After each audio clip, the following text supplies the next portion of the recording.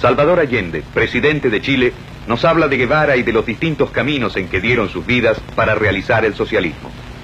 Pocas veces he visto un hombre más humano, más profundo, con una mirada que llegaba a uno antes que la respuesta diciendo la respuesta. Un hombre que ha sido, como fue el comandante Guevara, tan consecuente con sus ideas y con su propia vida. Además, en el libro que a mí me regalara Guerra de Guerrillas, puso para Salvador Allende, que por otros caminos busca lo mismo.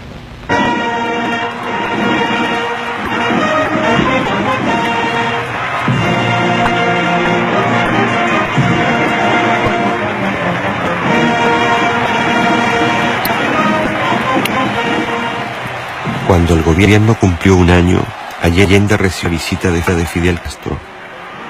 Nunca antes Fidel Castro había pisado América del Sur. Algo extraordinario en Chile está ocurriendo, un proceso único, algo más que único, insólito,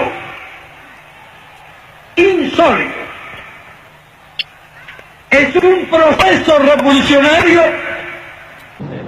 A comienzos de 1972, el excesivo gasto público presiona una economía sin ahorro ni inversión, y rápidamente los bienes y servicios empiezan a escasear.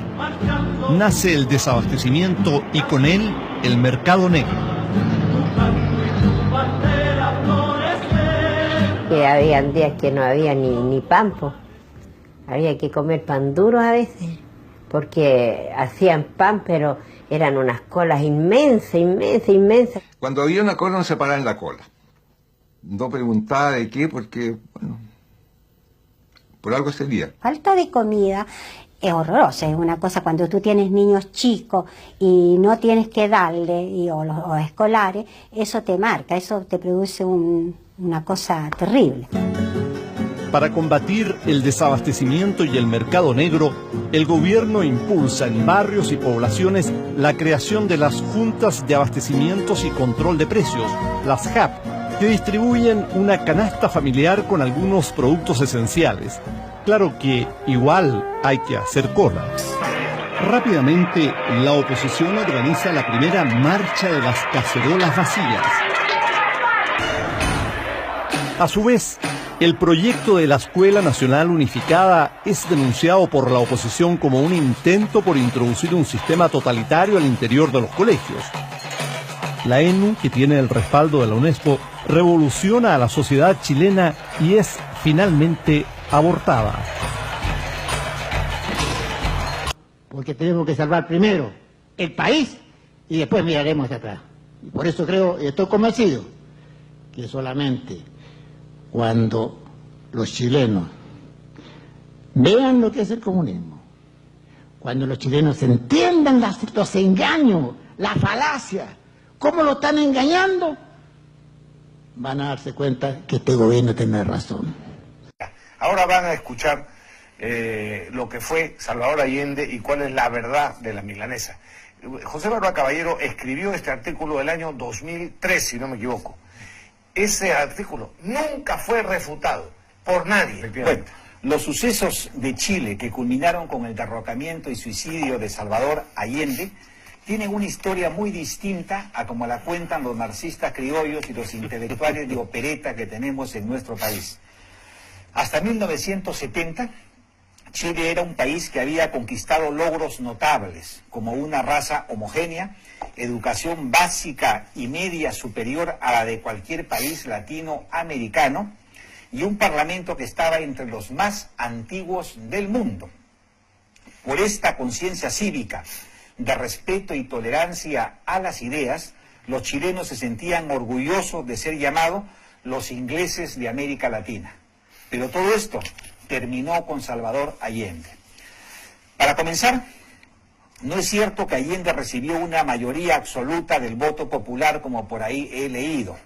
En las elecciones generales de 1970 solo obtuvo el 36.2% de los votos, contra el 34.9 o 35% de los votos de Jorge Alexandri y el 27.8% de Rodomiro Tomic. Ante tales resultados, la Constitución chilena lo estipulaba así: correspondió al Congreso el derecho a elegir al nuevo presidente de la República. Y entonces sucedió lo increíble. La democracia cristiana, en un error histórico que todavía lloran, optó por Salvador Allende, comenzando así la tragedia que traería un baño de sangre sobre Chile. Lo primero que hizo Allende en su primer discurso como presidente de Chile fue romper la tradición democrática del país, diciendo, para asombro de propios y extraños, que él no sería presidente de todos los chilenos, sino que inspiraría su actuación en los conflictos de clase irreconciliables de la sociedad chilena. En otras palabras, adelantó a todos su intención de convertir a Chile en un país comunista a partir de un triunfo electoral modesto y por demás precario. De inmediato, el Partido Comunista, el Partido Socialista, el MIR, el MAPU, entre otros, comenzaron a preconizar abiertamente la inevitabilidad de una guerra civil.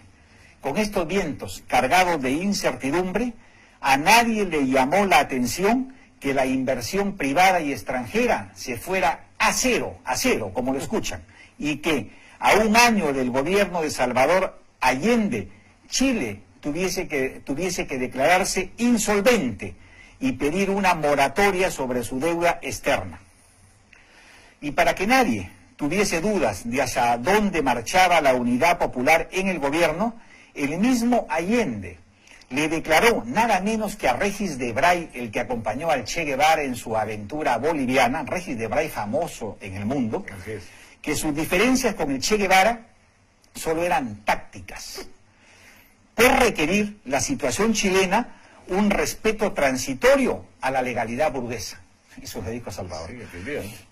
En 1971, miren ustedes esta burrada, Fidel Castro visitó el país. Y durante 30 días, como Pedro en su casa, lo recorrió de punta a punta, arengando a las multitudes hacia la revolución inevitable. En 1972, Chile se convirtió en la meca de los Tupac Amaru y de todos los extremistas de América Latina. Ese mismo año comenzaron a instalarse las famosas escuelas de guerrilleros y se inició la importación clandestina de armas de todo tipo, desde ametralladoras y bombas de alto poder explosivo hasta morteros y cañones antitanques de procedencia checa y soviética. Paralelamente, la Embajada de Cuba se transformó en un búnker con más de 300 diplomáticos acreditados. Para 1973, perdieron el control de los principales sindicatos industriales y mineros. Aún así, plantearon la sustitución del Congreso por una asamblea popular, como en Cuba, ¿no? Y la creación de tribunales del pueblo, como en Cuba, de los cuales algunos llegaron a funcionar. Asimismo, pretendieron transformar el sistema educativo para convertirlo en un instrumento de concientización marxista.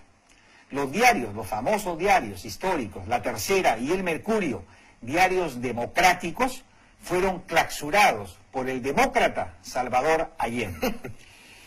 Frente a tales hechos, la Iglesia abandonó su neutralidad y la Corte Suprema de Justicia, por unanimidad, censuró al gobierno por el atropello sistemático de la legalidad vigente.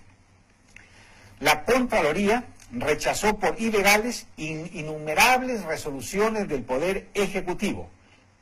En un acto insólito, el presidente Allende se negó a promulgar las reformas constitucionales del Congreso y persistió en esta actitud a pesar de sucesivos mandatos judiciales.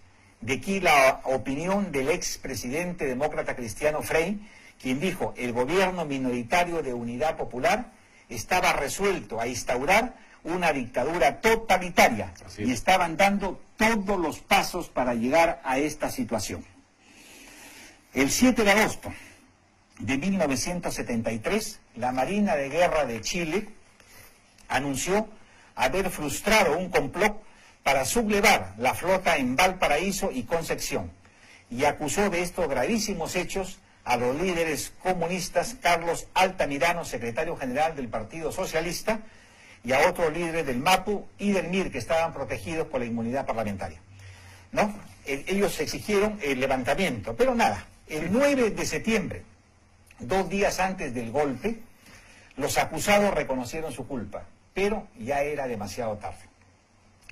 La destrucción de la democracia, de la economía y la negativa de las Fuerzas Armadas a convertirse en víctimas del comunismo terminó de prender la pradera y el rostro de la muerte se apoderó de Chile. Aunque cabe agregar que sin Salvador Allende y las monumentales torpezas políticas de la Unidad Popular, el mundo jamás hubiese escuchado el nombre de Augusto Pinochet.